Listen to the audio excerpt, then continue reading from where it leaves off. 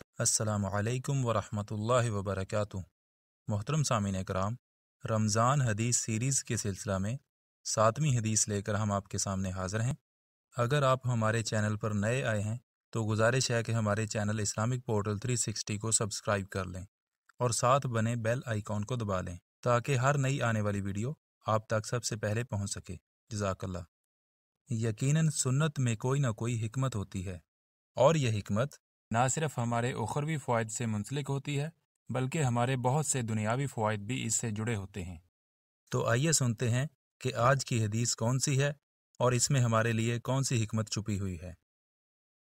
سیدنا انس رضی اللہ تعالی عنہ سے روایت ہے کہ رسول اللہ صلی اللہ علیہ وآلہ وسلم نے فرمایا، تسحروا فإن فی السحور برکۃ، سحری کھایا کرو کیونکہ سحری میں برکت ہے۔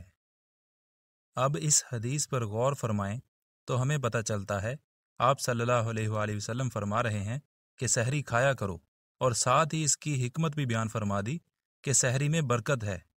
اب یہ برکت کیا ہے؟ اس برکت کا مفہوم بہت گہرا ہے۔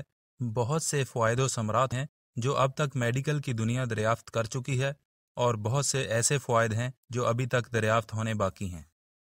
طبی نقطہ نظر سے سحری کھانے کی وجہ سے انسان کا جسم تندرست و توانا اور صحت مند ہو جاتا ہے، اور بہت سے روحانی فوائد بھی حاصل ہوتے ہیں۔